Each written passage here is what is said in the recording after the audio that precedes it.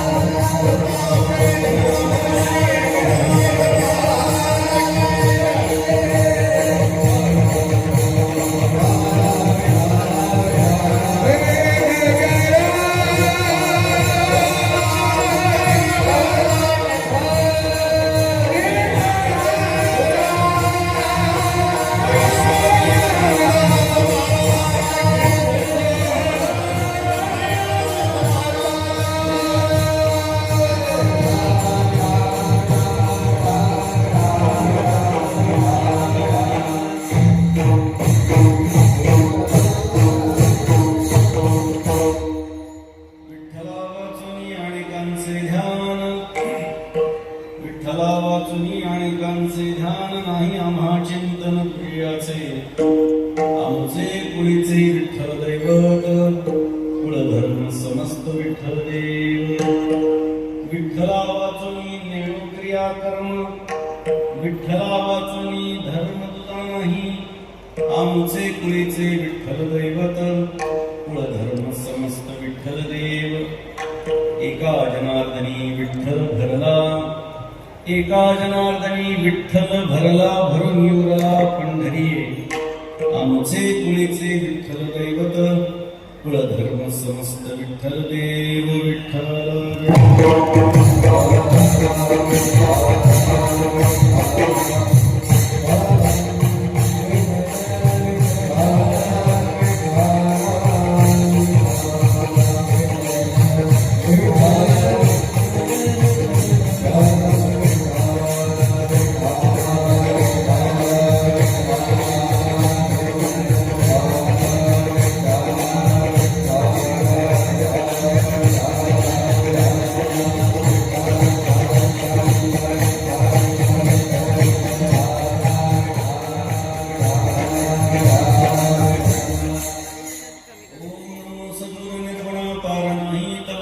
बसुनी माझी रसना हरिगुणा वर्णवी. हरिगुण विशाल पावन तुम्ही कृपा करून मूढमती दीन म्हणून किव भक्तितसे. तुमचा प्रसाद दाहली अपूर्ण, हरिगुण वर्णिन मी जाण. एका वंदितसे चरण सद्गुरूंचे आदरे, स्वये भानुजो भानु आराधियेला. त्याचे कोणी दीपक दिव्य झाला, हरी भक्तीला कोणीतरी संस्कार. नमस्कार माझा सद्गुरु एकनाथा, आदिनारायण विजयत्रिनाथ, दत्त जनार्दन श्री एकनाथ, शरण शरण एकनाथ.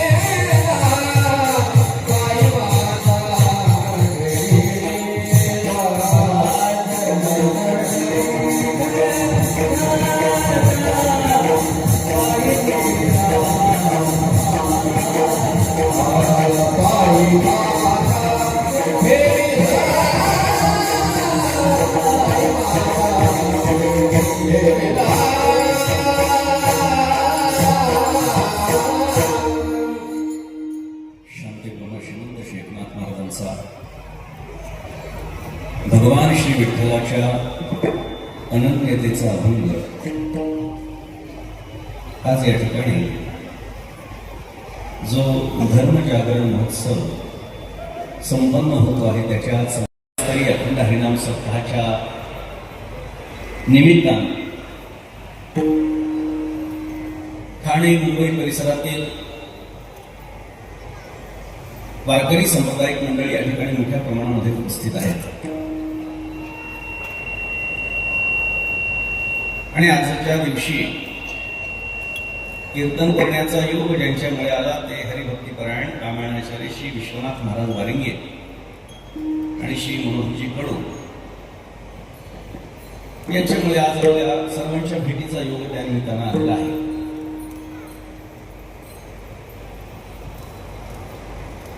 प्रेमा चालेला प्रवाहो नामबोध नवलाहो अशा पद्धतीचा हा प्रवाह या ठिकाणी वाढत जाताना आपण पाहतो.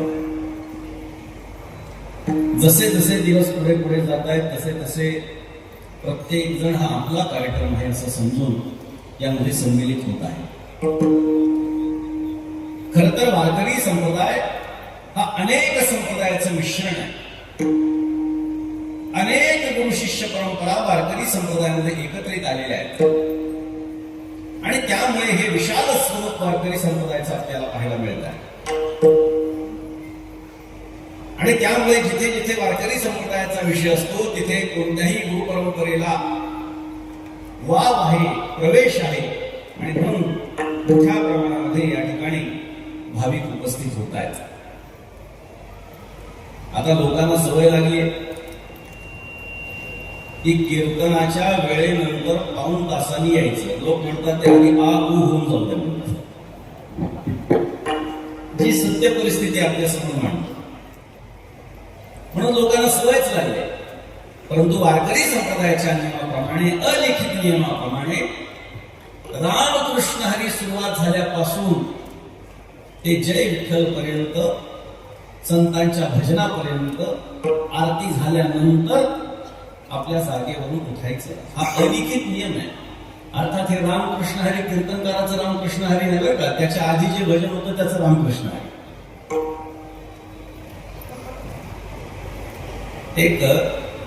एका विशिष्ट पंथामध्ये लोकांना आवाज देण्यासाठी एकदा काहीतरी त्यांचं मंत्र जे काय असेल ते म्हटलं जातं की आता या, आता वेळ झाली आहे, बस ते हे स्वरूप.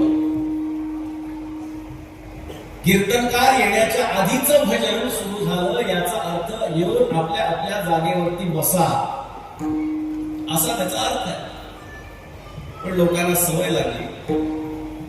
लोकांना असं वाटतं हे काय एकच बसायचं, टाळ वाजत असतात, ते मोठमोठ्याने ओरडत असतात. मी नेहमी सांगतो कधी कधी असं होतं, सामान्य लोक जे वारकरी संप्रदायाशी संबंधित नाहीयेत त्यांना असं वाटतं की काय एवढं मोठ्या मोठ्या, मी परवा सुद्धा आमच्या कार्यक्रमामध्ये बोललो, हे काय एवढ्या मोठ्याने ओरडत असते, कशामुळे एवढा घशाला ताण देत असते.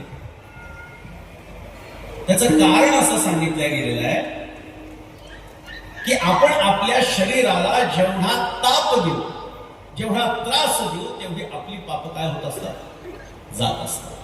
ही पाप जाण्यासाठी म्हणून हे शारीरिक श्रम आहे, ही शारीरिक झालेली सेवा आहे. वाचिक सेवा म्हणजे संतांची अभंग आहे. उंच म्हणजे म्हणणं म्हणजे घशाला ताण देणं आहे, शरीराला ताण देणं आहे. आणि मानसिकता तर त्याच्यामध्ये आहेच आहे, कारण मनामध्ये असतं ते ओठामध्ये आपल्या येतच. म्हणून कायिक, वाचिक आणि मानसिक तप म्हणजे वारकरी संप्रदायाचे कीर्तन आहे. विठ्ठल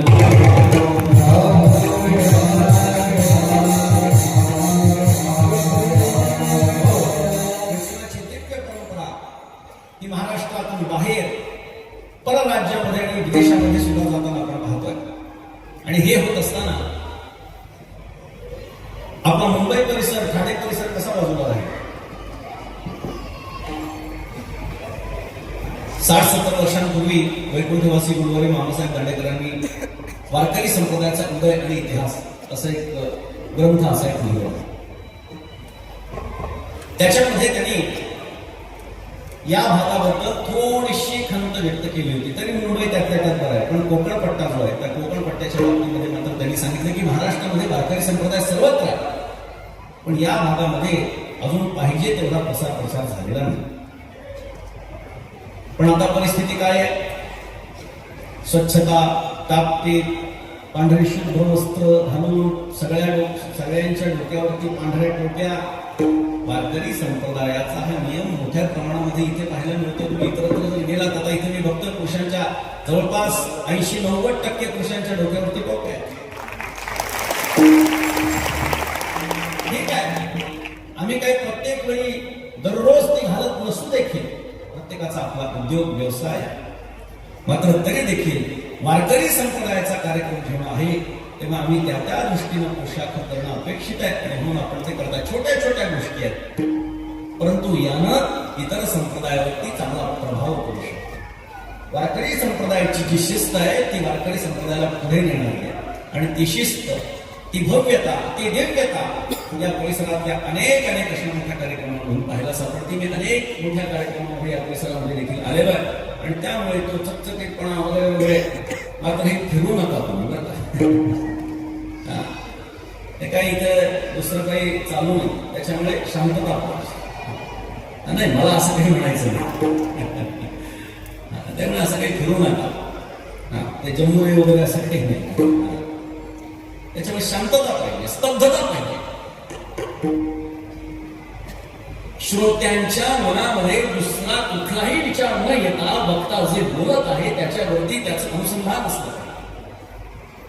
विश्वासो गुरुवाक्येषु सस्मिन् दिनत्व भावना मनोदोष जयश्चैव कथायां निष्ठलामतिः एवमादि कृतं चेत् स्यात् तदा वै श्रवणे फलम्. श्रवणाचं फल आपल्याला तेव्हा प्राप्त होत असतं जेव्हा आपलं अनुसंधान पूर्णतः वक्त्यावरती असतं. वक्त्याच्या ठिकाणी दुर्भाव ठेवायचा, मनामध्ये कुठल्याही गोष्टीचं चिंतन न करता केवळ जे आपण श्रवण करतोय, जे आपल्या कर्णपटलावरती आघात होणारे शब्द आहेत ते आपल्या मनामध्ये उतरवून आपल्या अंतःकरणाला त्याप्रमाणे आकार देत श्रवण करणं हे अपेक्षित आहे. आणि याला श्रवण करणं म्हणायचं नाही तर ऐकणं आहे. म्हणून आपण कीर्तन श्रवण म्हणतो का? आम्ही कीर्तन ऐकायला गेलो असं कधी म्हणत नाही, म्हणून पण नाही, कारण कीर्तन श्रवण करायला लागलं. कारण ऐकणं वेगळं आहे आणि श्रवण करणं वेगळं आहे. मी सांगतो की कर्णपटलावरती शब्दांचा आधार म्हणजे ऐकणं आहे, आणि श्रवण म्हणजे आता मी आपल्याला जे सांगितलं ते अनुसंधान असलं पाहिजे. आणि त्यामुळे मोठ्या प्रमाणामध्ये इथे संख्या असून देखील कीर्तनकाराच्या संबंधाने वक्ता जेव्हा उभा राहत असतो तेव्हा अनुसंधान आपण सर्वजण देतात.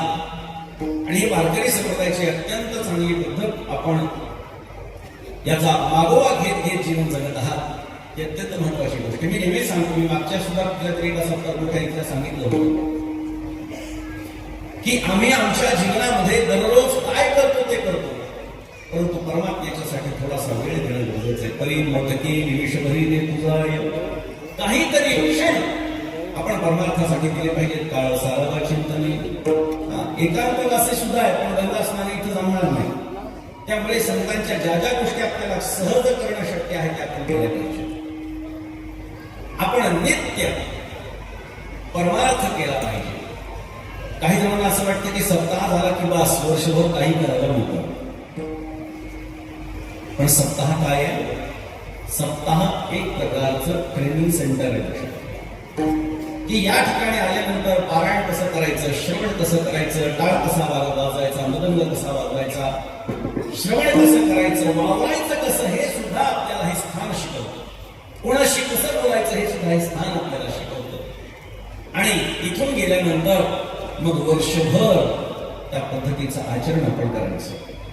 आणि त्यातल्या काही त्रुटी जर का असतील तर त्या शोधण्यासाठी पुन्हा सप्ताहाला यायचं. असं आपल्यामध्ये हळूहळू सकारात्मक बदल करून आपण पूर्णतः वारकरी संप्रदायाचे अनुयायी होणं अपेक्षित असल्यामुळे वारकरी संप्रदायाच्या प्रत्येक नियमांचं पालन करणं हे गरजेचं आहे, आपलं कर्तव्य आहे. आणि कारण आम्हाला संत महात्म्यांनी जे सांगून ठेवलंय ती क्रिया आमच्याकडून होतीच आहे, ती होणं अपेक्षित आहे. की होत नसेल तर त्या पद्धतीनं आचरण करण्याचा प्रयत्न केला पाहिजे. आम्हाला कीर्तनकारांची ही आचारसंहिता सांगितली आणि वारकरी संप्रदायाची सुद्धा आचारसंहिता सांगितलेली आहे. आवडे देवास ऐका प्रकार नामाचा उच्चार रात्रंदिवस तुळशी माळगळा गोपीच्या नरटळा हृदय वैष्णवांचा आषाढी कार्तिकी पंढरीची वारी साधन निर्धारी मन नाही एका जनार्दनी ऐसा याचा नियम तो देवा पूज्य जगी नाथनाथांनी सांगितलंय. मी नेहमी सांगतो एकनाथ महाराज हे कीर्तनकार आणि वारकरी संप्रदायाचे संविधान करते. बघा वारकरी संप्रदायातले लोकांनी कशा पद्धतीचं आचरण आपल्या जीवनामध्ये ठेवावं मग ते सांप्रदायिक कार्यक्रमामध्ये असो किंवा इतर वेळा जीवन जगत असो, त्यावेळी आपलं आचरण कसं असावं, कोणती कोणती क्रिया, कोणते कोणते कर्म आमच्याकडून घडावेत, हे एकनाथ महाराजांनी आपल्याला विस्तृत प्रमाणामध्ये सांगितल्यामुळे वारकरी संप्रदायाचे संविधान करते, आचारसंहिता करते, आत्ताची चालू आहे ती नाही बरं का, आचारसंहिता करते जे आहे ते एकनाथ महाराज आहे. म्हणून त्यांनी आपल्याला सुस्पष्टपणे सांगितलेलं आहे. त्यामुळे इथे मी आपल्याला जे सांगतो त्या सगळ्या गोष्टी इथे पाहायला मिळतात. परंतु वारकरी संप्रदायाचा कार्यक्रम ज्या ज्या ठिकाणी चालू असेल त्या ठिकाणी आपण एकत्र आलं पाहिजे. जिथे विठ्ठलाचा झेंडा आहे तिथे सगळ्या वारकऱ्यांनी एकत्र आलं पाहिजे. कोणत्याही पद्धतीचा विचार न करता आपण एक हिंदू आहोत. वारकरी संप्रदाय काय, इथे धर्मजागरण महोत्सव असे या महोत्सवाला नाव दिलं. धर्म कोणता आहे, या धर्माचं चिंतन आपण करा. वारकरी संप्रदायाला भागवत धर्म असं म्हणतात. मग प्रश्न असा आहे, हे जे धर्मजागरण आहे हे वारकरी संप्रदायाच्या भागवत धर्माचं जागरण आहे का सनातन वैदिक हिंदू धर्माचं जागरण आहे? तर उत्तर असं आहे, हे सनातन वैदिक हिंदू धर्माचं जागरण आहे. कारण सनातन वैदिक हिंदू धर्माचा एक भक्तिपंथ म्हणजे वारकरी संप्रदाय आहे. विठ्ठल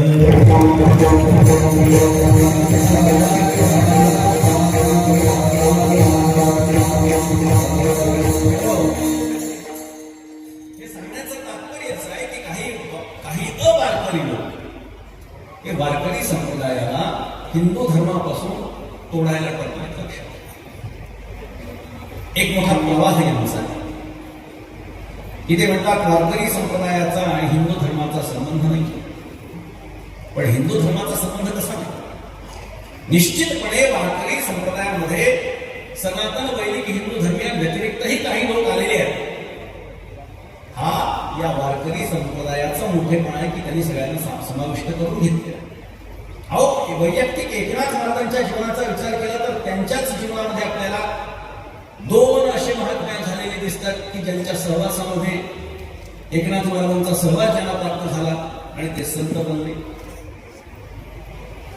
यवन अंगावर थुंकला, प्रसाद देऊन मुक्त केला, तो यवन दुसरा कोण आहे? सिद्धी अली बाबा म्हणून तो पुढे प्रसिद्ध झाला. तुकोबारायांचा एक प्रमाण आहे, कबीर मुमीन लतीफ मुसलमान सेना भावी जाण विष्णुदास. याच्यातले लतीफ मुसलमान कोण आहे?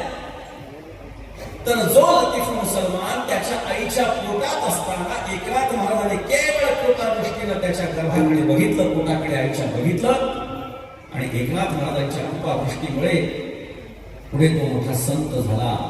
हे दोन संत वारकरी संप्रदायामध्ये हे मुस्लिम धर्माचे, मुस्लिम पंथाचे, मुस्लिम उपासना पद्धतीचे शेख मोहम्मद महाराज असतील, अन्य संत असतील, यांनी वारकरी संप्रदायाच्या व्यापकतेला जाणून वारकरी संप्रदायाचा अंगीकार केला.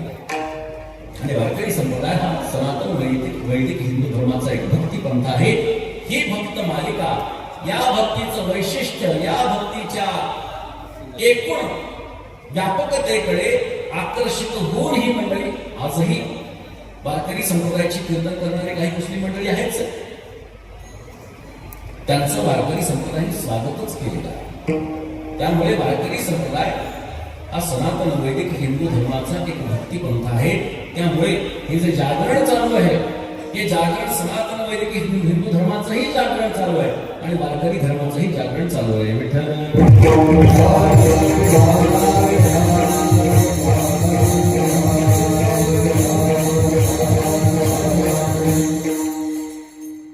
या अभंगाचं चिंतन जर आपण केलं तर या अभंगामध्ये एकनाथ महाराजांची अनन्यता आपल्याला पाहायला मिळते.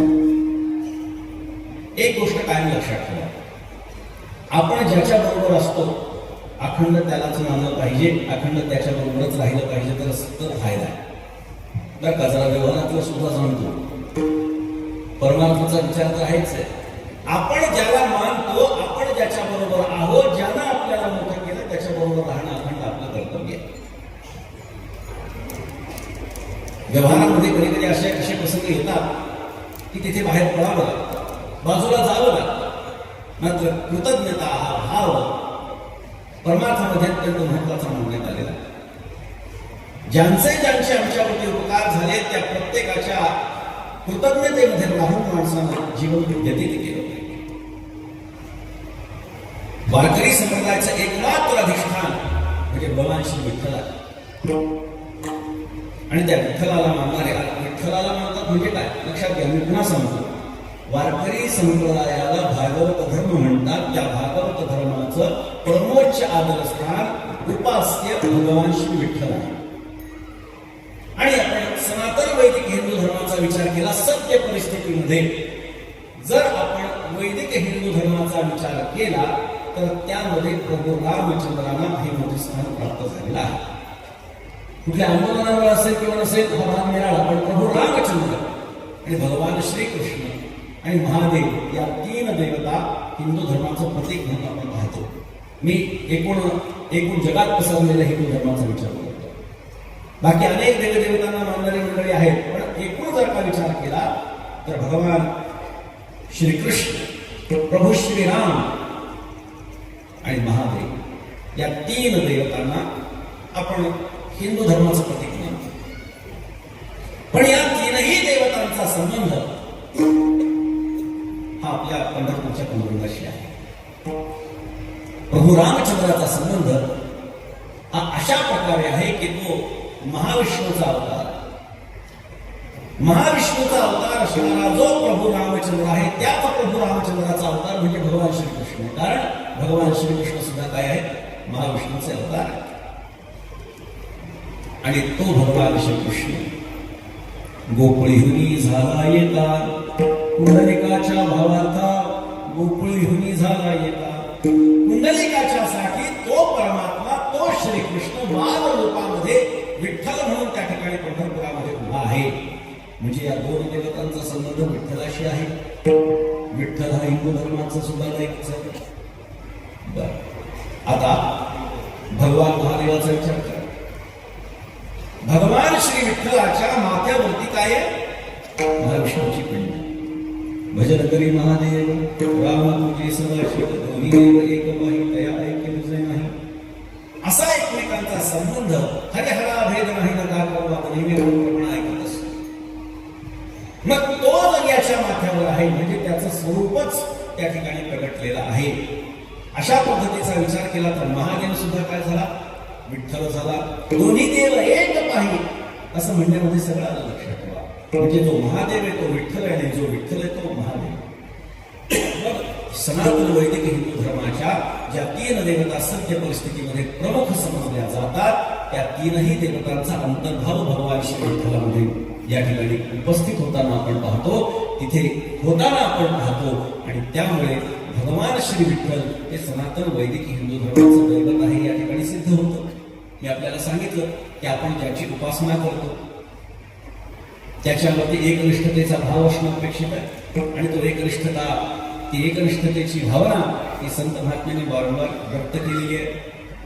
गातो एका, ध्यातो एका, अंतर्बाही पाहतो एका, अगुणी एका, सगुणी एका, गुणातीत देखो एका, जनी एका, वनी एका, निरंजनी देखो एका, जनार्दनापट संत जनापट हे एका, जनार्दनाकडे एका. त्या एकाची उपासना करायची बरं का. एक धरीला चित्ती आम्ही रखमाईचा पती जो एक आहे किंवा आपुला तो एक देव करून घ्यावा, तेणे विण जीवा सुखम आहे. त्यामुळे त्या एकाची उपासना करायची. तच्चिंतनम तत्कथनम अन्योन्यम तत्प्रबोधनम. त्या एकाशिवाय दुसऱ्या कोणाची उपासना करायची नाही. कारण जो निर्गुण होता तोच सगुणामध्ये आलेला आहे. गुण आला विटेवरी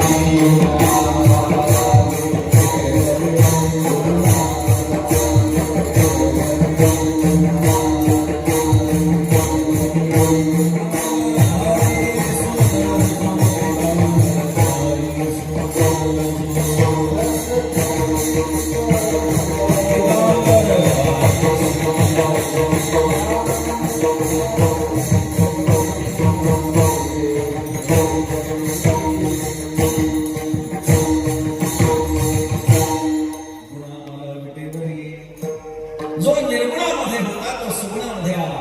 गुण आला विटेवरी पितांबरधारी सुंदर जो तुकोबाराय सांगताय. निर्गुण किंवा ज्ञानोबाराय नाथ महाराज बोलतात निर्गुण होते सगुणा आले शरीरे खेळविले वायू. असा जो निर्गुणात्मा आहे तो सगुणामध्ये आला.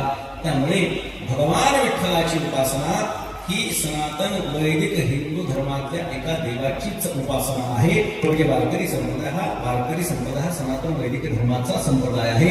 त्यामुळे सनातन वैदिक हिंदू धर्माचं जागरण असो किंवा भागवत धर्म म्हणजे वारकरी संप्रदायाचं जागरण असो, या संबंधाने जागरण होत आहे ते मात्र धर्माचं आहे.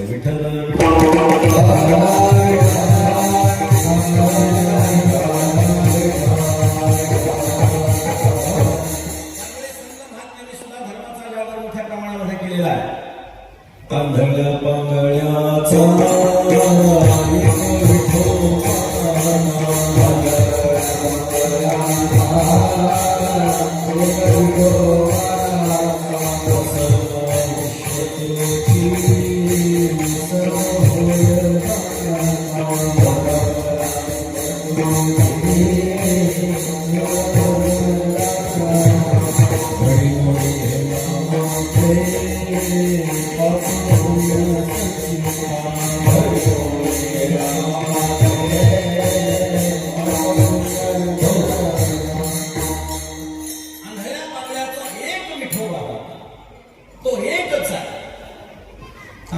त्याचा निर्देश करताय संत महात्म्यांनी. त्याचा निर्देश वेगवेगळ्या प्रकारे केलेला आहे. प्रसवला विश्व तुची जयापासून सकळ महिमंडळ हे झाले. येतो इमानी भूतानी जायंते येन जातानी जीवंती यत्पर्यंत विसरून विशंती तत्वी जिज्ञासा स्वतः ब्रह्मेती. अनेक कीर्तनकारांच्या मुखातून आपण वाक्य ऐकतात. तोच परमात्मा विश्वाच्या प्रारंभी पण आहे आणि विश्वाच्या शेवटी सुद्धा तोच राहणार आहे. म्हणून धर्मराजा तुझा तुमची कृपाळू राजा. मग त्या ज्या राजाचं वर्णन या ठिकाणी नंबर काय करतायत, तो राजा कोण आहे तर भगवान श्री विठ्ठल. आणि म्हणून भगवान श्री विठ्ठलाचा धर्म जातो. अनेक प्रमाण आपल्याला त्या संबंधाला देता येते. धर्म जागो सदैवाचा जो बा परोपकारी आंधळ्या दृष्टी देतो त्याचे नाव उच्चारी. म्हणजे वारकरी संप्रदायामध्ये धर्म हा शब्द थोडा आणखी व्यापक आहे. याची व्याप्ती ही कुठल्याही एका धर्माची. आता भगवान श्रीकृष्णाने जे सर्व धर्मान परित्याज्य माम एकम शरणं व्रज असं जे सांगितलं, हम त्वां सर्वपापेभ्यो मोक्षयिष्यामि असं सांगितलंय. काळजी करू नकोस मला. सर्व धर्मान परित्याज्य, सगळ्या धर्माचा त्याग होता. मग सगळ्या धर्माचा म्हणजे काय? आता भगवान श्री विठ्ठलाच्या वेळी इतर धर्म होते का? इतर धर्माची जर का आपण उत्पत्ती बघितली तर साधारणतः 1400-2000 वर्षांपूर्वीची उत्पत्ती. आणि भगवान श्रीकृष्ण किती वर्षांपूर्वीचे? 5000 वर्ष होऊन गेलेले. आणि ते काय म्हणतात? सर्व धर्मान परित्याज्य माम एकम शरणं व्रज. मग त्या काळामध्ये इतर कोणते धर्म होते? इतर धर्म या शब्दाचा अर्थ अशा प्रकारची उपासना पद्धती म्हणजे धर्म नाही, तर जी जी क्रिया तुम्ही इतरत्र करत असाल किंवा भगवान श्रीकृष्णाची उपासना सोडून इतर कोणाची उपासना करत असाल तर त्या गोष्टींचा त्याग कर. हे भगवंताने अर्जुनाला सांगितलं. सर्व धर्मान परित्याज्य माम एकम शरणं व्रज. आणि हीच भूमिका संत महात्म्यांनी अंतःकरणामध्ये बाळगली. आणि त्यामुळे विठ्ठलाच्या शिवाय दुसऱ्या कोणाचीही उपासना आमच्याकडून घडत नाही ही भावना नाथ महाराजांनी व्यक्त केली अभंगाच्या पहिल्या चरणात.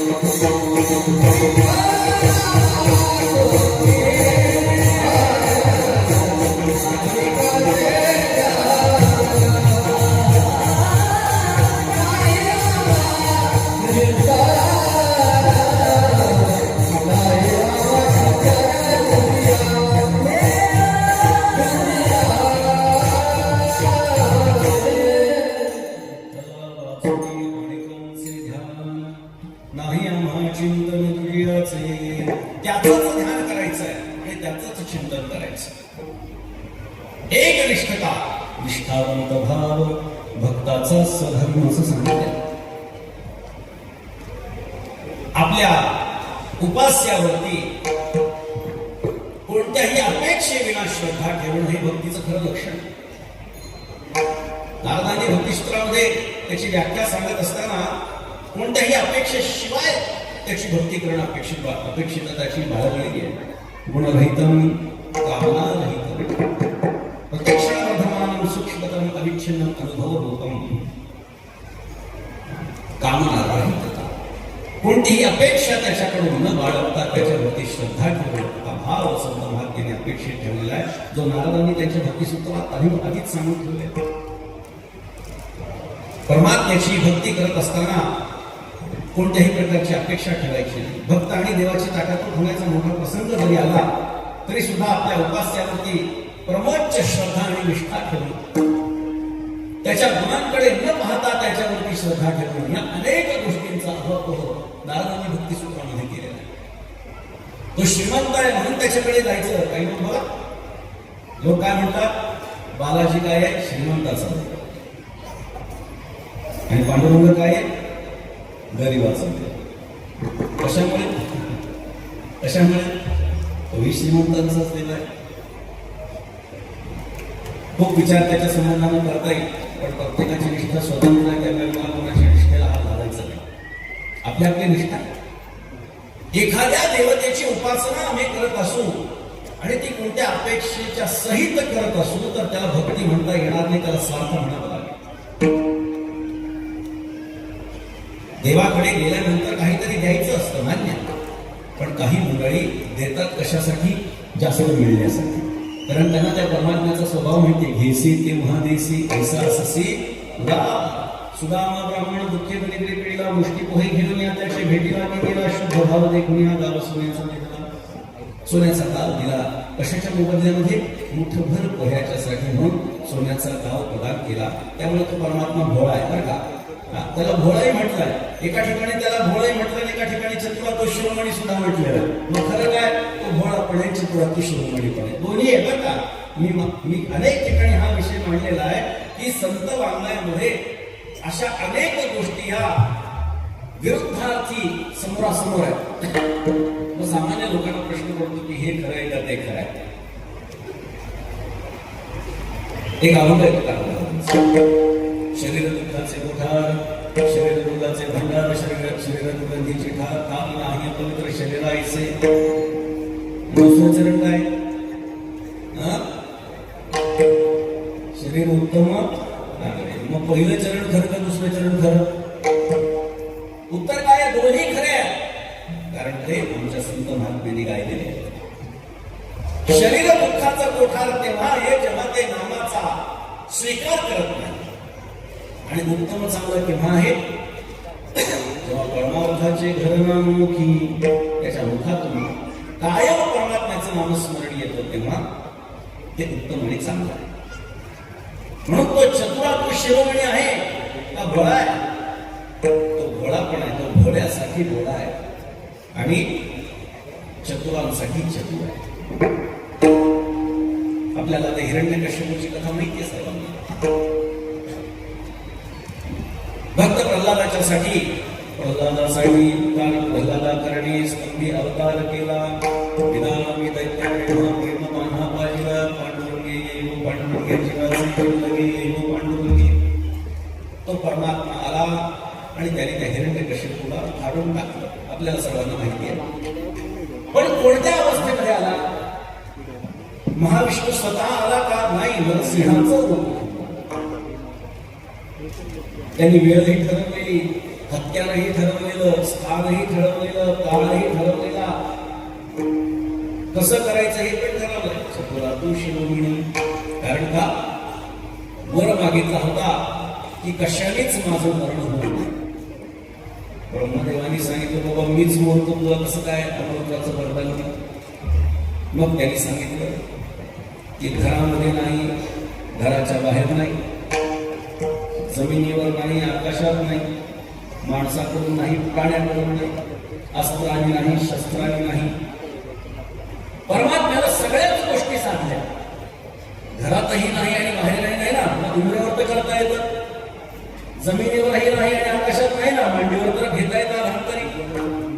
मनुष्याच्या माध्यमातून नाही आणि प्राण्याच्या माध्यमातून नाही. धड मनुष्याचं मुख जे आहे त्या सिंहाचं. अस्त्राने नाही आणि शस्त्राने नाही, नख अस्त्राने नाही, शस्त्र नाही. चतुरातू शिरोमणी. मात्र तो परमात्मा भोळ्या भक्तांच्यासाठी भोळा भगवान श्रीकृष्ण दुर्योधनाकडे शांतीचा प्रस्ताव घेऊन गेले. तेव्हा दुर्योधनाने आग्रह केला की तेव्हा आमच्याकडे जेवण करून जा.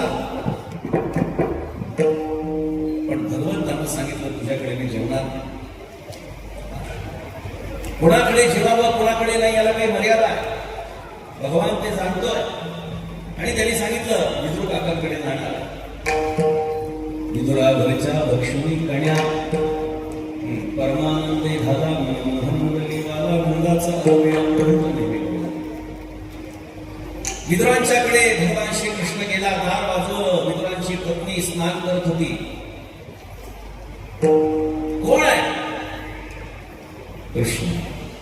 कृष्ण हे नाव ऐकल्यानंतर देहभाव हरपला. तुझं पाहता विठ्ठल अशी अवस्था.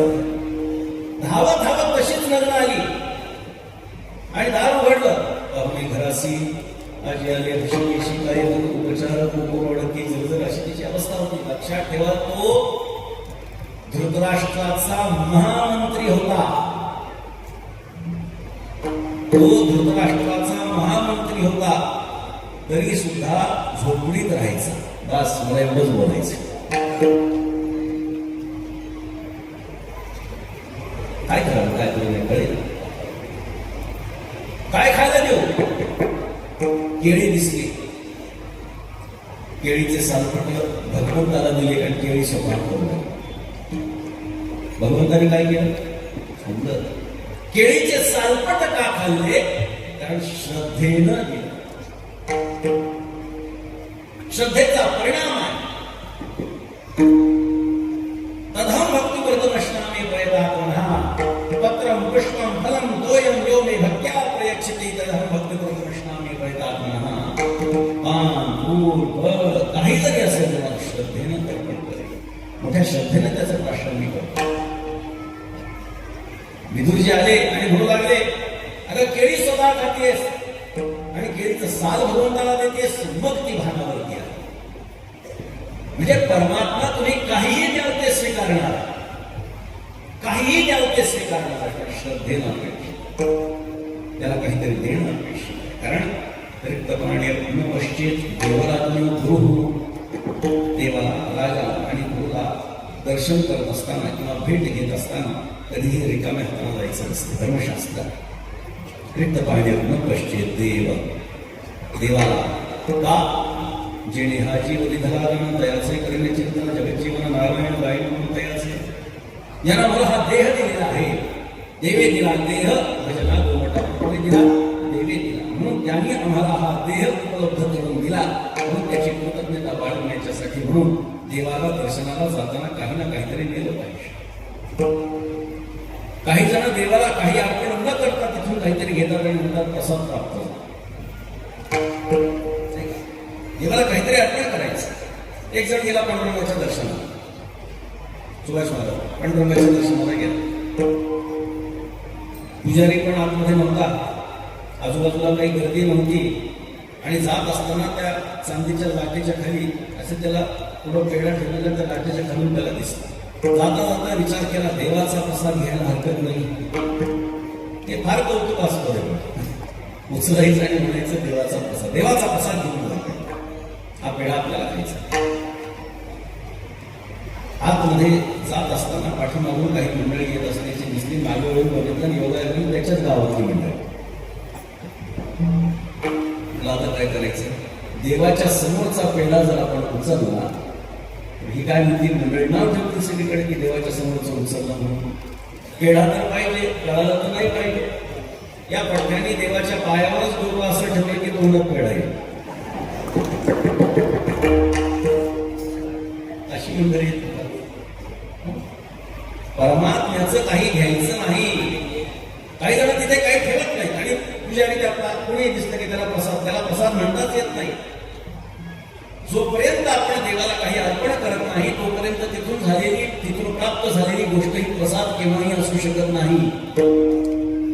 जर तो साखर फुटाणे देत असेल तर ते साखर फुटाणे तो प्रसाद नाही. ही गोष्ट आपण लक्षात काहीतरी अर्पण केलं पाहिजे. देव राज्ञ राजाकडे जाताना सुद्धा टीका करताना जायचं नाही. का जायचं नाही? कारण जो देह आम्हाला भगवंतानं दिलेला आहे त्याचं संरक्षण राजामुळे होतं. जो देह आम्हाला भगवंतानं दिला त्याचं संरक्षण राजा त्याच्या सैन्यामार्फत करतो. परकीय आक्रमण जेव्हा येतं तेव्हा तो परतवून लावतो, कारण आमचा देह वाचला पाहिजे. म्हणून ती कृतज्ञता बाळगण्यासाठी म्हणून राजाकडे जाताना सुद्धा रिकाम्या हाताने जायचं नाही. काही लोक म्हणतात मला आता कुठे राजेशाही, आता काय करायचं, मग शास्त्रवचन होत आहे का? नियोजन करणारा जो आहे, देशाचा प्रमुख जो आहे तो आहे ना, त्याच्याकडे जाताना रिकाम्या हाताने जायचं. गुरुकडे सुद्धा रिकाम्या हाताने जायचं नाही. त्याचं कारण काय आहे? त्याचं कारण असं आहे की हा देह मी नाही याची जाणीव त्यांनी करून दिली, म्हणून त्यांच्याकडे जाताना रिकाम्या हाताने जायचं नाही.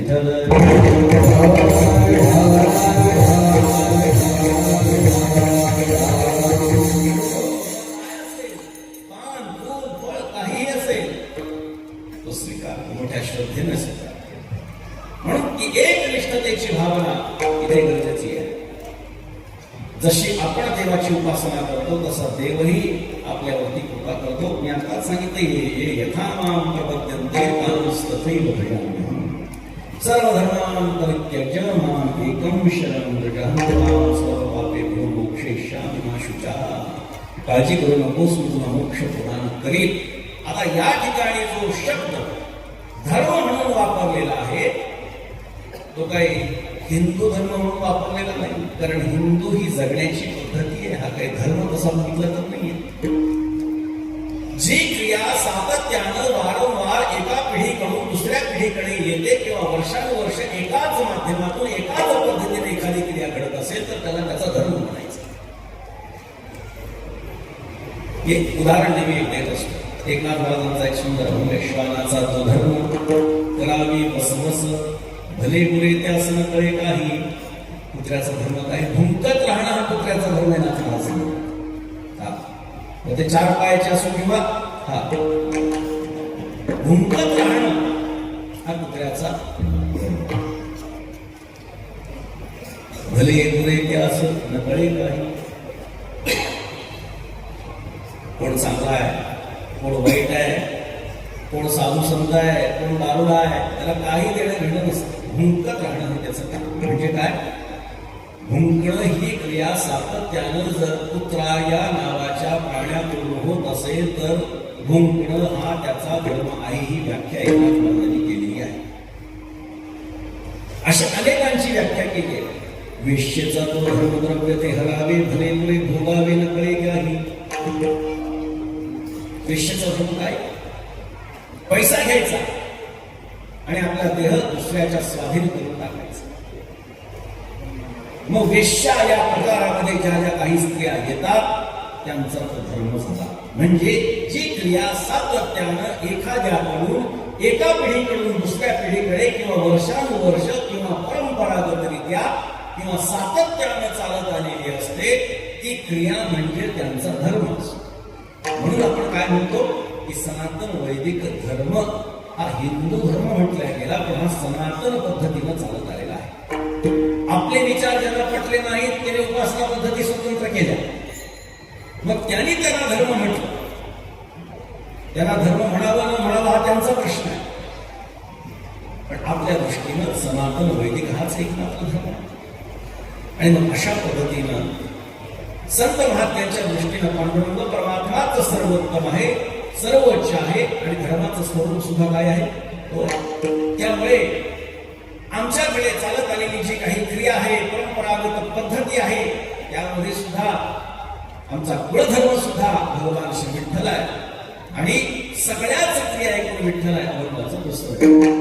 कुळीचे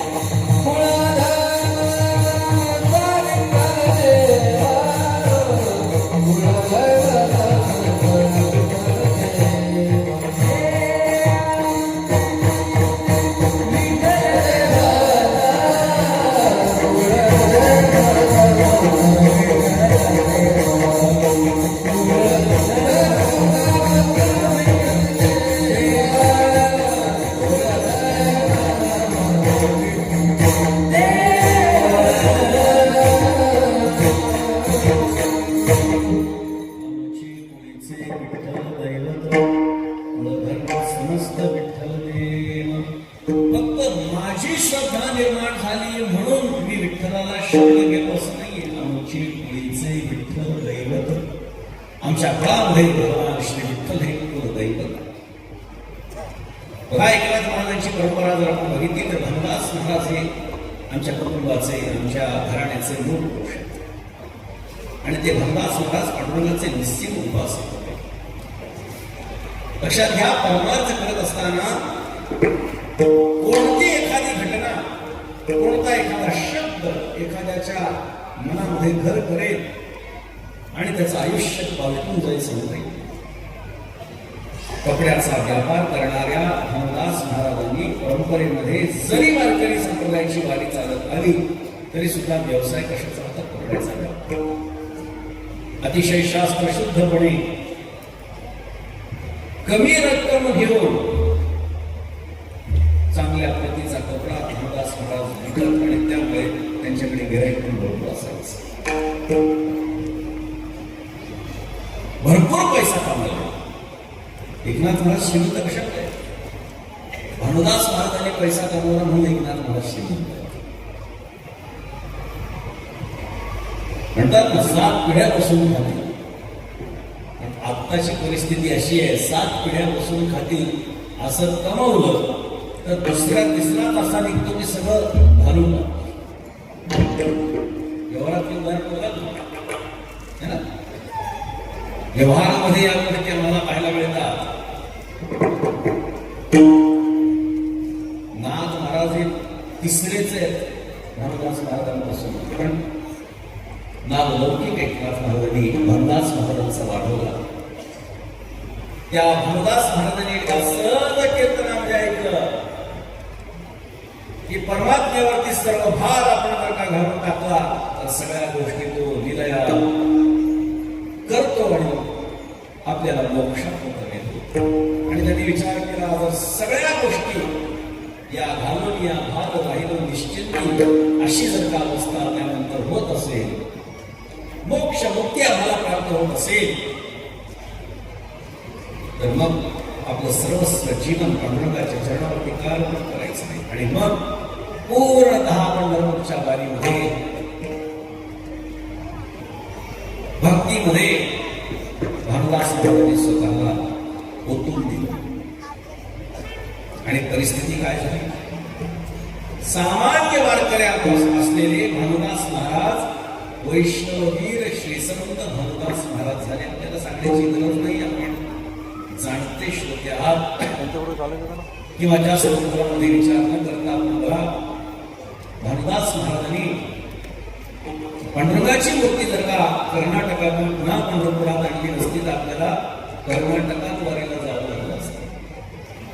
नंतर काय म्हणावं लागलं असतं? हंपीची वारी आहे माझी घरी, हंपीचे जारे आले संसारा, म्हणावं लागलं असतं.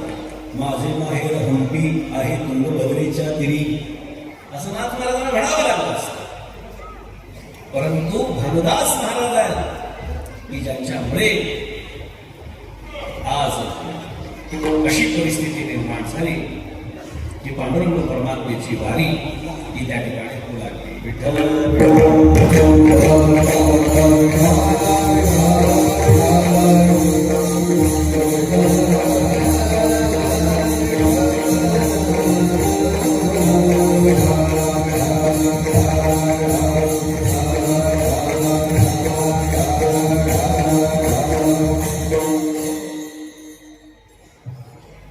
आमचे पुरीचे विठ्ठल दैवत, कुळधर्म समस्त विठ्ठल देव. आमचा कुळधर्म जो आहे हा भगवान श्री विठ्ठल. संत महात्म्यांचं जे येड आहे ते धर्मासाठी आपण नेहमी ऐकतो. धर्माची मूर्ती अनेक प्रमाण आहेत. धर्मरक्षावया म्हणजे धर्माच्या साठी देव पण येतो आणि संत सुद्धा येतात. पण आपल्याला सर्वांना माहिती आहे, धर्मासाठी देव वेगळा कारण घेऊन येतो आणि संत वेगळे कारण घेऊन येतात. भक्ताला हे पायापाशी धर्मरक्षणाकारणे साधू होतात यावरती नाही. म्हणजे संतही धर्माच्या रक्षणासाठी येतात आणि देवही धर्माच्या रक्षणासाठी येतो. एक प्रसिद्ध गीतेतला प्रसिद्ध श्लोक आपल्याला सर्वांना माहिती असेल, यदा यदा ही धर्मस्य ग्लानिर्भवति भारते, महाभारताचे उत्तर आहे आपल्याला. निदान गीतेतला एवढा तरी श्लोक बऱ्याच जणांना पाठ आहे. यदा यदा हि धर्मस्य ग्लानिर् भवति भारत अभ्युत्थानमधर्मस्य तदात्मानं सृजाम्यहं वैश्वानराय साधनां विनाशाय दुष्कृतां धर्मसंस्थापनार्थाय सम्भवामि देवी. धर्माच्यासाठी परमात्मा येतो, धर्मरक्षणासाठी येतो. धर्मस्थापनेसाठी नाही बरं का, संस्थापनेसाठी. ही गोष्ट लक्षात घ्या, बारकावा लक्षात घ्या. आपल्या धर्माचा संस्थापक कोणीच नाहीये, तो सनातन म्हणून त्याला सनातन म्हणतो. आपल्या लोकांना आपल्या धर्माबद्दल माहिती व्हावी यासाठी असे कार्यक्रम होणे गरजेचं, धर्माच्या संबंधामध्ये चिंतन होणं गरजेचं. लक्षात घ्या, आमच्या धर्माचा कोणीही संस्थापक नाही. गीतेत भगवंत सांगतो धर्म संस्थापनार्थ नाही, स्थापनार्थ नाही म्हटलंय का, संस्थापनार्थ. जो चालत आलेला आहे त्याला व्यवस्थितरित्या योग्य वळणावरती आणण्यासाठी आमचा अवतार. संतांचा सुद्धा अवतार कशासाठी आहे? जय धर्माची वाट मोडे धर्माची चढे तै आम्हा येणे घडे संसार स्थिती आम्हा का संसारा येणे हरिभक्ती नाम स्मरणे जड जीव धरणे नाम स्मरणे करणे सर्व कर्म ब्रह्मस्थिती प्रतिपादाव्य वैदवती हेची एक निश्चिती करणे आम्हा मौनामध्ये पाषांड कर्मठता दिवंतयाचे ठेचणे तोंड हरिभजने. यासाठी संत महात्मे येतात. ही गोष्ट आपण लक्षात घ्या. म्हणजे दोघांचंही येणं धर्माच्या रक्षणासाठी असतं, मात्र दुर्जनाचा संहार परमात्मा करतो आणि दुर्जनाच्या दुर्जनत्वाचा संहार संत महात्मे करतात.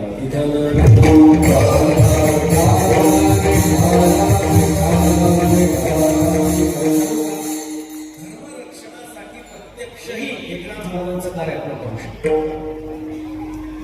प्रत्यक्ष धर्म म्हणजे आता ज्याला आपण हिंदू धर्म म्हणतो, त्या हिंदू धर्माच्या रक्षणासाठी सुद्धा एकनाथ महाराजांचं कार्य लक्षात.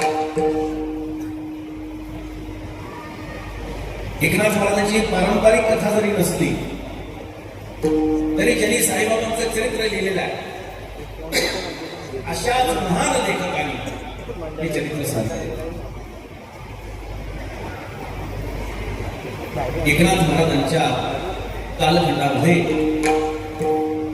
यवनांचं राज्य, मुस्लिमांचं राज्य, आणि त्या कालखंडामध्ये तलवारीच्या जोरावर धाता धर्मांतर तर होतच होती, पण एक नवीन संप्रदाय उदयाला आलेला होता, सूफी संप्रदाय. सूफी संप्रदाय काही फार जुना नाही, हा एकनाथ महाराजांच्या कालखंडामध्ये उदयाला आलेला, साधारणतः 400-500 वर्ष झाली.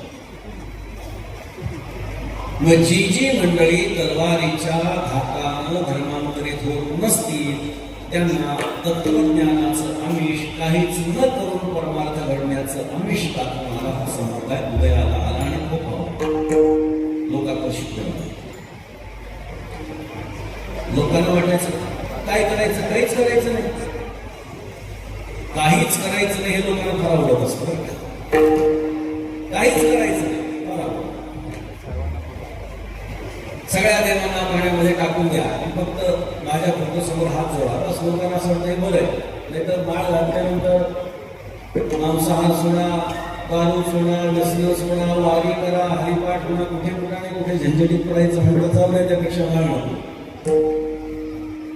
भरपूर करायचं असेल तर माणसं त्याच्या आधी लागत नाही. काहीच करायचं नाही म्हणल्यानंतर लोक काय करतात, आकर्षित होतात. तत्वज्ञान काय, ज्याला तुम्ही भगवान म्हणता तो चालला आहे, लोकांना वाटलं बरोबर, लोक आकर्षित होतात. या विचारांकडे लोक आकर्षित होतात आणि ती संख्या, त्या पंथाचा अनुनय करणारी संख्या वाढू लागली. आणि नाथ महाराजांच्या लक्षात की यांना आपण वेळीच ओळखलं नाही, यांना जर आपण उघडं केलं नाही तर हिंदू धर्माचं अतोनात नुकसान.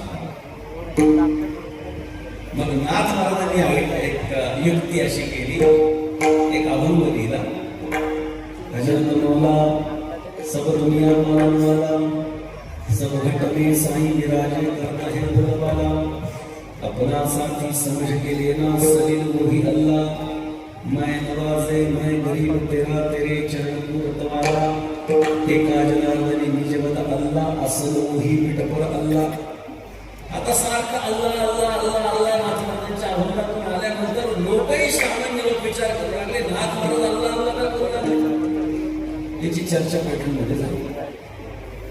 अर्थ काय आहे, नाथमाराजांनी हेच सांगितलं की जो विटेवरती आपण विठ्ठल म्हणतो ना तो अल्लाच आहे, आणि जो जे लोक हे अल्ला म्हणतात ना तोच आपला विठ्ठल आहे. नाथमाराजांनी आपली भूमिका त्या अभंगामध्ये मांडली. पैठणमध्ये चर्चा होऊ लागली, इकडे धर्मांतर होऊ लागले, कारण एकनाथ महाराजांसारखा सनातनी एक वैदिक, एक ब्राह्मण, एक संत, एक महापुरुष, एक तत्वज्ञ अल्ला अल्ला तुम्हाला चर्चा पैठणची तत्कालीन मुल्ला मौलवीपर्यंत गेली. त्यांना आनंद झाला. त्यांनी विचार केला की एकेका माणसाला आपल्याकडे आकर्षित करण्यापेक्षा एकनाथ महाराज अनायासे आकर्षित झालेले आहेत. एकनाथ महाराज आले की त्यांच्या पाठीमागे हजारो लोक येणार.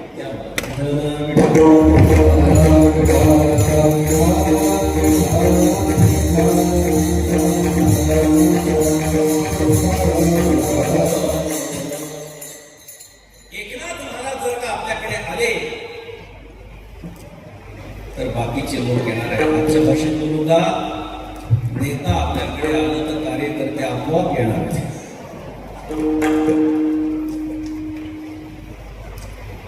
आले नाथ महाराजांच्याकडे,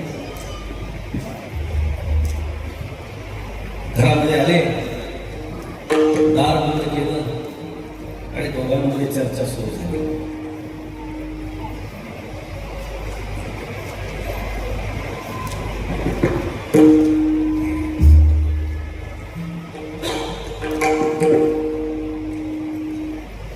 दार बंद करून चर्चा सुरू झाली. बंद दाडा आर चर्चा ही तेव्हापासून सुरू बरं का. बाकीचे लोक जमा झाले बाहेर, काय चाललं सुरू होतं. एकनाथ महाराज इकडे आतमध्ये एवढे मुला मुलगे एकनाथ महाराजांच्याकडे आले. आजकाल नाथ महाराज अल्ला अल्ला करू लागले. म्हणजे एकनाथ महाराज हे धर्म परिवर्तन करणार. काही जे चांगले आणि धर्मनिष्ठ लोक होते ते धाय म्हणून करू लागले. म्हणजे एकनाथ महाराजांसारख्या महात्मा हा जर धर्मांतरित झाला तर आपल्या धर्माचा अतोनात नुकसान होणार आहे. पण ते वाट बघू लागले. इकडे आतमध्ये चर्चा सुरू झाली. मुल्ला मौलवीने नाथ महाराजांना सांगितलं, म्हणजे महाराज आजकाल आप बहुत अल्लाह अल्लाह कर रहे हैं. एकनाथ महाराजांनी सांगितलं, जो पंढरपुर में ईट पर विराजमान है वही तो विष्णु है, वही तो अल्लाह. आपका तत्वज्ञान क्या कहता है? मनामध्ये वेगळाच आहे, लक्षात ठेवा. मनात द्वेष आहे,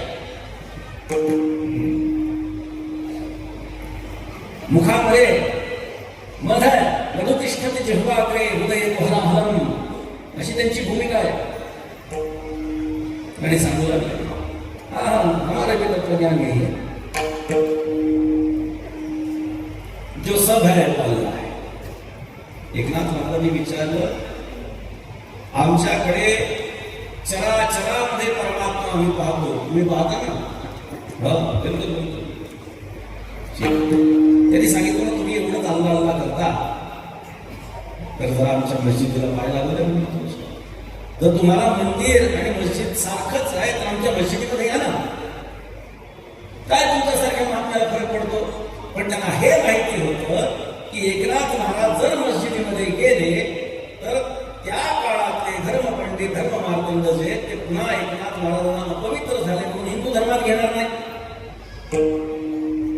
म्हणजे एकनाथ महाराजांना प्रश्न पडेल, इकडे जावं का तिकडे जावं, तिकडून द्वेष होत असेल आणि आपण मोठेपणा देत असू तर आपल्याकडे येते ही भूमिका. नाथ महाराजांनी सांगितलं काही हरकत नाही, मला मशिदीमध्ये यायला काही त्रास नाही, पण तुमचं तत्वज्ञान मग काय ना. आमच्याकडे छोट्यातल्या छोट्या किड्यापासून तर ब्रह्मदेवापर्यंत सगळ्यात ब्रह्म आहे, अशी आमची भूमिका आहे. तुमची आहे ना तशी? आम्ही म्हणले त्याच्यामुळे तर आम्ही एवढं समजलं म्हणून तर आमचं तत्वज्ञान लोकांना मान्य आहे. ठीक आहे, कधी यायचं म्हणजे त्यांनी सांगितलं आई यायची मी केली नाही, झालं येतो म्हणले ना. दार उघडलं आणि मोठ्या आनंदाने हे सगळे निघाले, कारण त्यांच्या मनामध्ये विचार आला कदाचित भिडलेली पडलेली. काही जरी झालं तरी आपला फायदा होणार. आपल्याकडे नाही आले तर हिंदू धर्माचं नुकसान होणार, एवढं तरी पक्का. पैठणमध्ये चर्चा सुरू झाली. या शुक्रवारीला महाराज जाणार आहेत. लोकांची शिष्टमंडळी लागली. महाराज काय चालू आहे आम्हाला कळत नाहीये. तुमच्याकडे ही मुस्लिम मंडळी येत आहेत काय? काही बोलत नाही, तुम्ही पण बोलत नाही, ते पण बोलत नाही. आणि आम्हाला असं कळालंय की शुक्रवारी तुम्ही मस्जिदीमध्ये जाणार आहेत. नाथ महाराज फक्त हो म्हणून त्यांनी मान हलवली. लोक नाथ महाराजांना तत्वज्ञान सांगू लागले. महाराज तुम्हीच काय भाषी करू सर्व धर्मांपैकी किंवा इतर कोणत्याही धर्मामध्ये स्वधर्मात निधन श्रेय हा परधर्मो भयावह.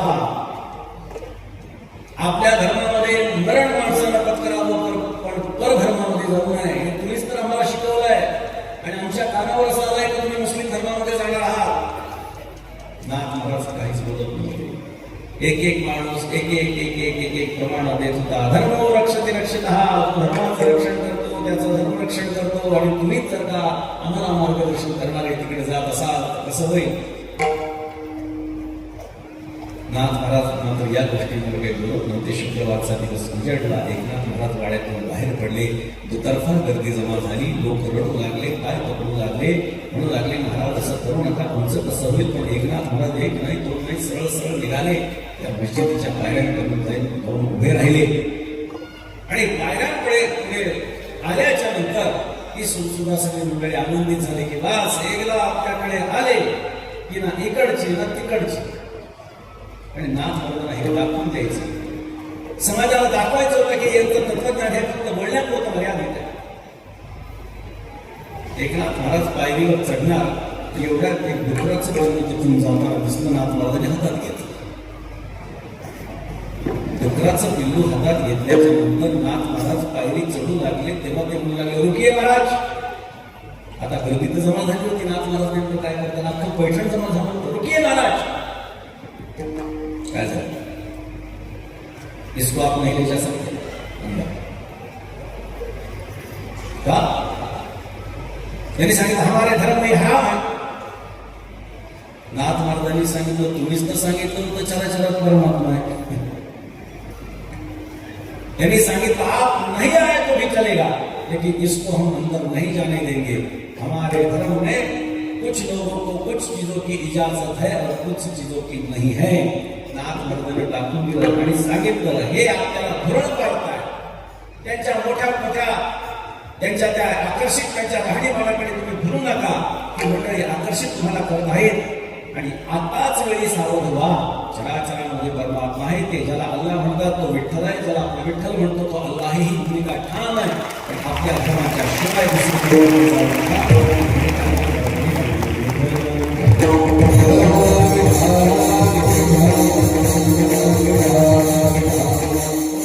भूमिकेचा विचार जर आपण केला तर त्याच वेळी नाथ महाराजांच्या नंतरच्या कालखंडामध्ये मुस्लिम समाज हा वारकरी संप्रदायाकडे आकर्षित झालेला आहे. त्यामुळे धर्माचं रक्षण करणं मग प्रत्यक्ष असो किंवा अप्रत्यक्षरित्या असो, लिखाणाच्या माध्यमातून असो किंवा प्रत्यक्ष कर्म करण्याच्या दृष्टीने असो, मोठ्या प्रमाणामध्ये एकनाथ महाराजांसारख्या संतांनी मोठं कार्य या ठिकाणी उभं केलंय. म्हणून नाथ महाराजांनी सांगितलं कुळधर्म समस्त विठ्ठल विठ्ठला वाचून नेणो क्रिया करणं, विठ्ठला वाचून धर्म तुझा नाही. कोणतीही क्रिया आम्ही विठ्ठलाच्या शिवाय करणार नाही. आपल्या वारकरी संप्रदायाच्या सगळ्या मंदिरामध्ये जर बघितलं तर पांडुरंगाच्या संबंधानेच काही अभंग हे काकड्यापासून ते शेजारतीपर्यंत असतात. विठ्ठला वाचून नेणो क्रिया करणं, विठ्ठला वाचून धर्म तुझा नाही. आता या ठिकाणी विठ्ठलाचा धर्म म्हणजे काय? जे आपण आधी बघितलं धर्म जागो सदैवाचा आहे. सदैव म्हणजे काय? चालत आलेलंच आहे, सनातन आहे त्याचा धर्म. जागृत राहा. धर्म का जागो तुझा तुझी कृपाळू राजा. कोण आहे कृपाळू? परमात्मा कृपाळू आहे. आणि म्हणून त्याचा धर्म आणि म्हणून आम्ही त्याचं अवलोकन करून वेद मार्गे मुनी गेले त्याची मार्गे चालू या न्यायाप्रमाणे संत महात्म्यांना मला जी वाट दाखवून दिलेली आहे त्या वाटेनं आम्ही चालत असतो. कधी कधी प्रश्न पडतो बघा लक्षात. संतांच्या वचनांना कळण्यासाठी सुद्धा थोडीशी मती आपली जागृत असली पाहिजे. कारण संत महात्म्यांची वचनं ही सामान्य वचनं नाही आहेत. संत महात्मे जे बोलतात त्याचा अर्थ हा आपल्याला परंपरेनं तत्वज्ञान प्राप्त केलं तरच कळतो लक्षात घ्या. कारण सगळ्यांपेक्षा संत सर्वश्रेष्ठ आहेत. ते काय बोलतील याचा अंदाज सामान्य लोकांना मी एक उदाहरण देतो. कबीरजी एका झाडाखाली बसले. समोरून एक रस्ता होता. एक रस्ता उजव्या हाताला जात होता आणि एक रस्ता डाव्या हाताला जात होता. एक गाय समोरून धावत येताना कबीरजीने बघितली आणि ती गाय एका दिशेने निघून गेली, एका रस्त्याने निघून गेली. तिच्या पाठीमागे एक खाटीक लागला होता धारदार शस्त्र घेऊन त्या गायीला मारण्यासाठी. आता तो इथे येऊन धडकला, कारण इकडे दोन रस्ते होते. इकडे गेली गाय का इकडे गेली हा त्याला प्रश्न पडला. संभ्रमावस्थेमध्ये गेला. पण समोर कबीरजी बसलेले होते झाडाखाली. म्हणजे कबीरजी संत आहेत ते काय खोटं सांगू. त्यांनी विचारलं, कबीरजी आपली गाय को देखा है का नाही. कबीरजींना आता प्रश्न पडला काय उत्तर द्यावं. ज्या दिशेनं काय केली त्या दिशेचा निर्देश केला तर हा थाटीक तिथे जाणार आणि त्या गायीचा वध करणार, मारून टाकणार. आणि या दिशेनं गेली असं सांगितलं तर खोटं बोलण्याचं पाप आहे. काय करायचं. संत महात्मे काय मधला मार्ग काढत असतात. कबीरजीने सुंदर उत्तर दिलं. जिसने देखा है वो बोल नहीं सकता और जो बोल सकता है उसने देखा नहीं है.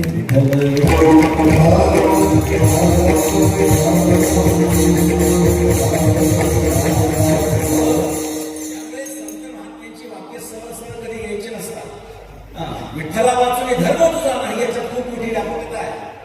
याच्यात काय काय सांगायचं असेल ना तुम्हाला याचं चिंतन आपण करा. विठ्ठला वाचून धर्म तुझा नाही का जनार्दनी विठ्ठल भरला पंढरी. आणि ज्या विठ्ठलाचं गुणगान आम्ही करतो तो विठ्ठल कुठे आहे, तो पंढरपुरामध्ये आहे. त्याचा निर्देश सुद्धा केलेला आहे. जंबुया जुंबा माझी एक पंढरपुरा धर्माचे नगर देखा विठो पाटील त्याचे नाव चला जाऊ तया ठाया काही भोजन नालया विठोबाचा धर्म जाणून त्याचे चरणी लक्ष लागून. त्यामुळे जो धर्म जागरणाचा विषय आहे तो कोणता धर्म, तर ज्या धर्मामध्ये भगवान श्री विठ्ठल प्रमुख आहे त्या विठ्ठलाचा धर्म जाणून विठोबा.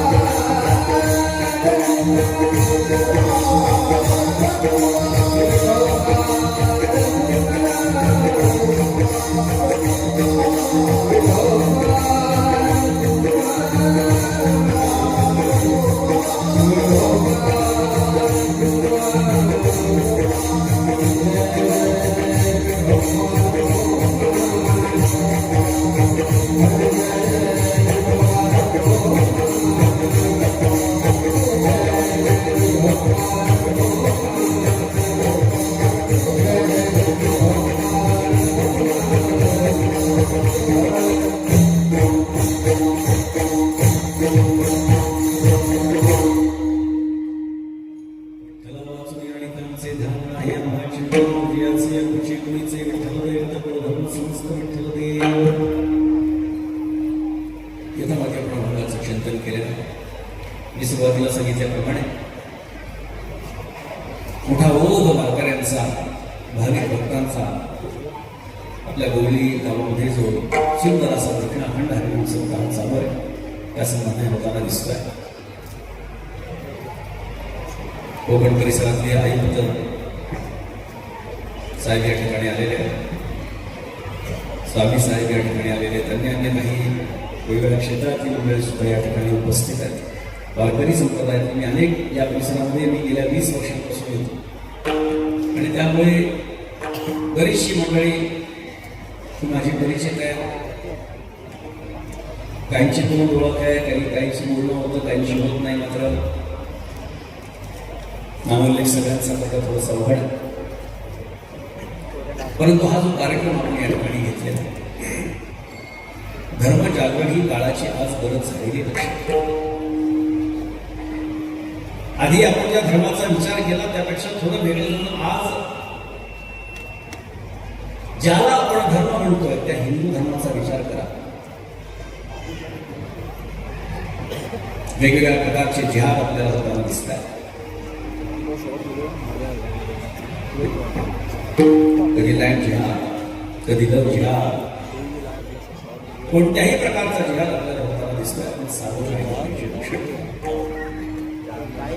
आणि याची सुरुवात फार आधी झालेली आहे. मी आपल्याला जो जाता जाता उल्लेख केला होता लतीफ मुसलमानाचा, तो दुसरं काय केलं, दुसरं काही प्रकार नाही.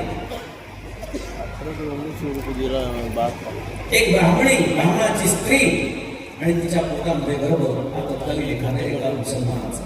हे काय आहे तेव्हापासून चालत आलेलं. पण सत्य परिस्थितीमध्ये याचं स्वरूप काही व्यापक होत चाललेलं आहे, ते विकृतही होत चाललेलं आहे. त्यामुळे आपण वेळी सावध झालं पाहिजे. आपल्याच सणवार उत्सवामध्ये आपण आपली परंपरा बाजूला ठेवून इतरांच्या परंपरा आपल्या पदरी बाळगून जे काही विकृतीकरण आपण आपल्या सणांचं केलेलं आहे, उत्सवांचं केलेलं आहे, त्याचं चिंतन होणं थोडंसं गरजेचं आहे. प्रत्येकाने विचार करायला हवा की मी माझ्या धर्मासाठी काय केलं. आपल्या माणसाला कायम आपण पुढे केलं पाहिजे, त्याच्या पाठीशी आपण ठाम उभं राहिलं पाहिजे. सध्या परिस्थितीमध्ये अशी परिस्थिती आहे आता सध्या की या सगळ्या गोष्टी काय होत आहेत त्याचं उत्तर असं संवादाचा अभाव आहे. या सगळ्या गोष्टी कशा मिळतात, संवादाचा अभाव. पूर्वी का होत नव्हत्या, कारण संवाद होत. असं असं घडलं, असं असं झालं, असं असं होऊ शकतं याची चर्चा व्हायची. पण आता प्रत्येकाच्या हातात मोबाईल आलेला. मला तर कधी कधी असंही वाटलं की मोबाईलचा सुद्धा जिहादच आहे काय. मोबाईल हा एक प्रकारचा जिहाद असू शकतो का. महाराज तुम्ही धर्माच्या बाबतीत जरा कार्य बरंच करता, आमचा तरी प्रत्यक्ष कधी संबंध येत नाही. पण सत्य परिस्थिती अशी काय कधी कशाचा जिहाद होऊ सांगताय. मला कोणाचा द्वेष मत्सर या ठिकाणी करायचं नाहीये. एक गोष्ट आपण लक्षात ठेवा की सगळ्या आता ज्याला धर्म समजल्या जातं त्या धर्मातली सगळीच मंडळी कधीही वाईट नसतात. आमचा अनुभव आहे, कारण आमचं संस्थान जे आहे ते निजामाच्या अखत्यारीमध्ये होतं. निजाम सरकारने एक पंच कमिटी स्थापून आमच्या आजोबांच्या सगळी व्यवस्था, संस्थानाधिपती असल्यामुळे सगळी व्यवस्था त्यांच्या हातून सगळी करून घेतली. म्हणजे प्रत्येक काळामध्ये सगळेच जण वाईट असतात असं नाहीये.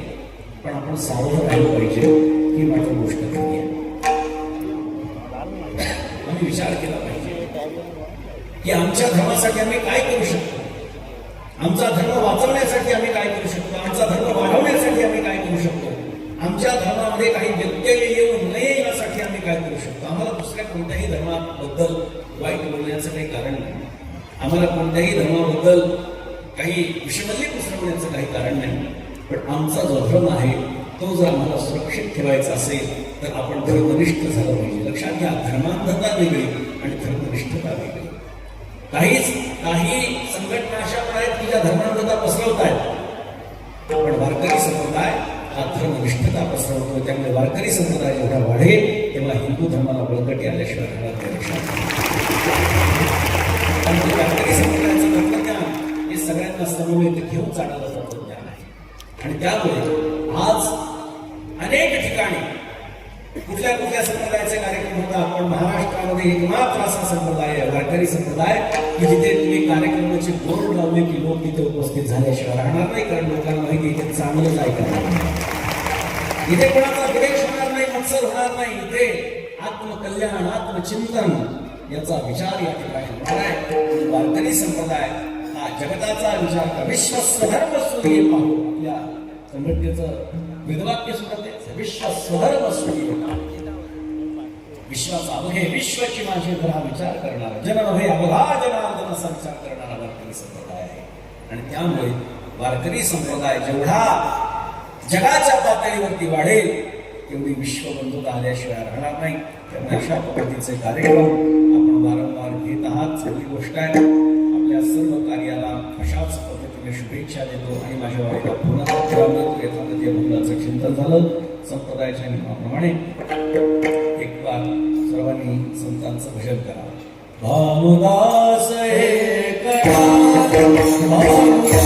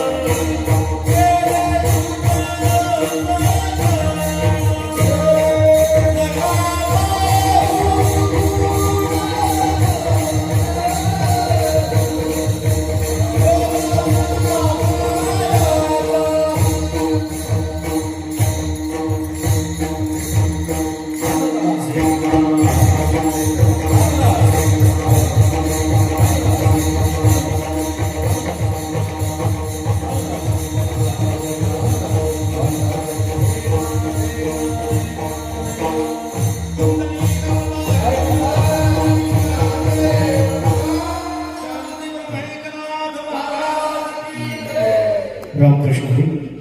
सत्व आणि हिंदू धर्माचं तत्व आपण पहिल्या एका वाक्यामध्ये आपण पटवून दिलं. खऱ्या अर्थानं धर्माचं वारकरी पंथ हा खऱ्या अर्थानं पंथ आहे आणि याच्या माध्यमातून आपल्याला धर्माचं जागर करता येणार आहे. नक्कीच या ठिकाणी हरिभक्तीपर्यंत योगीराजजी महाराज गोसावी यांचा सत्कार होत आहे. सत्कार करण्यासाठी हरिभक्तीपर्यंत श्याम बाबा हरड व मनोहरदादा मिरकुटे आपण पुढे यायचं आहे. सन्माननीय श्यामदादा हरड आणि मनोहरदादा मिरकुटे आपण महाराजांचे यथोचित असं सन्मान करायचा आहे. महाराजांची अमृतवाणी आपण श्रवण केलेली आहे. विठ्ठला वाचुने अनेकांचे ध्यान नाही आम्हा चिंतन तुझी यांचे आमुचे कुळीचे विठ्ठल दैवत कुलधर्म समस्त विठ्ठल देव. विठ्ठल हे कुळीचे दैवत आहे हे महाराजांनी आपल्याला पटवून दिलेलं आहे. आणि खऱ्या अर्थानं माझ्या महोत्सवाचं स्वागत अध्यक्ष जोरदार त्यांचा गजर आपण केलेलाच आहे.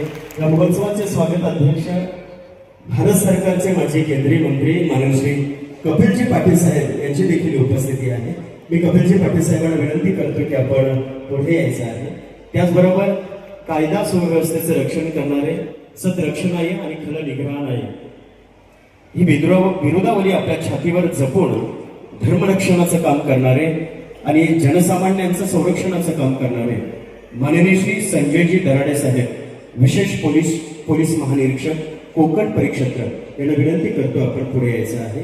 स्पेशल एजी यांचा सन्मान होत आहे. मी कपिलजी पाटील साहेबांना विनंती करतोय की आपण विशेष पोलीस महानिरीक्षक कोकण परिक्षेत्र स्पेशल एजी माननीय श्री संजयजी दराडे साहेब यांचं आपण स्वागत करायचं आहे. त्याचबरोबर पोलीस अधीक्षक ठाणे ग्रामीण माननीय श्री धुंडपंत स्वामी साहेब यांनाही विनंती करतो आपण पुढे यायचं आहे. पोलीस अधीक्षक ठाणे SP माननीय श्री धुंडपंत स्वामी साहेब आपलंही स्वागत होत आहे. सगळ्यांना विनंती आहे की हा खेळ लोढी एकट्याचा एकट्यानं हे धर्मकार्य पुढे जाणार नाही. या धर्म यज्ञामध्ये आपल्या प्रेमाच्या भावसंविधा आपण देखील समर्पित करायचं आहे. कुणाला जर बाजूला देणगी काउंटर आहे आपण त्या ठिकाणी देणगी देऊन रितसर पावती घ्यायचे. अनेक गुणीजन मंडळींची उपस्थिती आहे. यामध्ये श्री क्षेत्र तुंगेश्वर मठाचे मठाधिपती हरिभक्तीपरायण धनंजय दासजी महाराज आपलंही स्वागत आहे. त्याचबरोबर ज्ञानेश्वरी तत्वचिंतक हरिभक्तीपरायण गोविंद महाराज मढवी आपलंही स्वागत. हरिभक्तीपरायण जनार्दन महाराज पाटील इटाडे आंबी लोणार वारकरी संप्रदायाचे अध्यक्ष. त्याचबरोबर हरिभक्तीपरायण सुनीलजी महाराज भुईर हरिभक्तीपरायण महेंद्र महाराज भुईर हरिभक्तीपरायण डॉक्टर कैलास महाराज निचिते हरिभक्तीपरायण सुभाष महाराज करणे हरिभक्तीपरायण केशव महाराज पाटील हरिभक्तीपरायण भास्कर महाराज जाधव हरिभक्तीपरायण संत तुकाराम महाराज भजनी मंडळ वासिक हरिभक्तीपरायण रमेश महाराज खर्डे हरिभक्तीपरायण विठ्ठल महाराज नाईक हरिभक्तीपरायण वासुदेव महाराज पाटील हरिभक्तीपरायण अजय महाराज कथोरे हरिभक्तीपरायण देवराज महाराज केने हरिभक्तीपरायण जनार्दन महाराज पाटील सुप्रसिद्ध शिवचरित्रकार नवनीतजी यशवंतराव हरिभक्तीपरायण जीवन महाराज शेलार या सर्व महनीय कीर्तनकार प्रवचनकार मंडळींचं खूप खूप स्वागत आहे. हरिभक्तीपरायण श्यामबाबा डिंगोरे यांची देखील गेल्या 4 दिवसांपासून रोजचीच उपस्थिती आहे. आपल्याला देखील धन्यवाद. त्याचबरोबर अनेक गुणीजन मान्यवर मंडळी उपस्थित आहेत राजकीय सामाजिक क्षेत्रातील. यामध्ये सन्माननीय शिवाजी शेठ अधिकारी साहेब आपले स्वागत आहे. सन्मान लावतो त्या मधुकरजी धुंगे आपलेही स्वागत आहे. त्याचबरोबर प्रथमेशजी भोईर मयूरजी भास्कर तुकारामजी माळी आपल्याला देखील खूप खूप धन्यवाद. आणि सर्व गायक वादक गायनाचार्य आपल्याला देखील धन्यवाद आहेत. त्याचबरोबर सन्माननीय जयरामजी मेहेर व विश्वनाथजी जाधव माजी जिल्हा परिषद